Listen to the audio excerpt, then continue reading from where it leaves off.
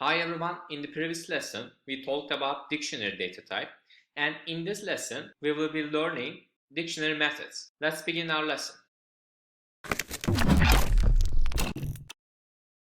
Yes, dictionary has some methods. We will be using these. Let's begin one of them. As you remember, my friend, a dictionary consists of keys and values. How can you get keys and how can you get values? You can use keys and values method to get the keys and values. I'm gonna use this identity dictionary, identity dot keys, shift enter. You can get the only keys of this dictionary: name, surname, age, year, ID number, info. All the keys are here. Also, you can get the values of this dictionary by using the values method. I'm gonna write values, shift enter. Also, you can get the values of this dictionary: Steve, take 29, and the others. Also, you can get all the keys and values by using the items method. Identity dot items, shift enter. Items method get the keys and values of this dictionary. In the previous lesson we talked about the getting some values. You can get some values, for example, identity square brackets in name. I'm gonna copy and paste here. Yes, you can get the value of name keyword. Yes, Steve. But you can use the get method to get the sum of value of specified key. Identity dot get, in the parentheses you have to write the keys. For example, we will be getting the age key. Shift enter. The age of this dictionary is 29. Also, you can use the update method.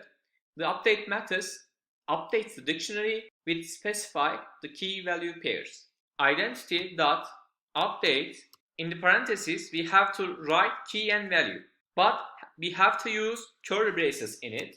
I'm gonna write country colon Turkey. I'm gonna press shift enter. Look at new identity.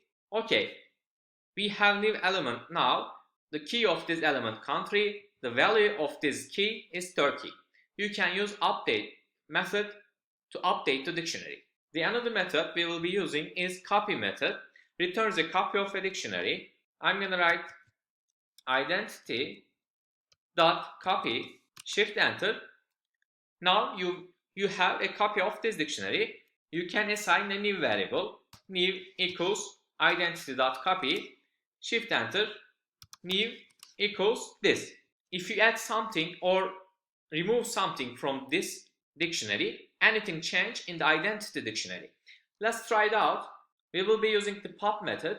This method removes the element with the specified key.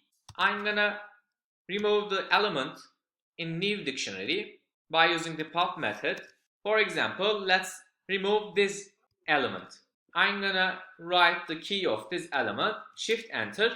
The output is the value, and let's look at the new dictionary. Yes, we don't have now a country element. The pop method removes the element. The last method we will be using is the clear method. This method is very basic, removes all the elements from dictionary. Let's remove new dot clear, shift enter. Look at new. Yes, there is no element in this dictionary, but as you see, my friend, we have copy of the identity dictionary.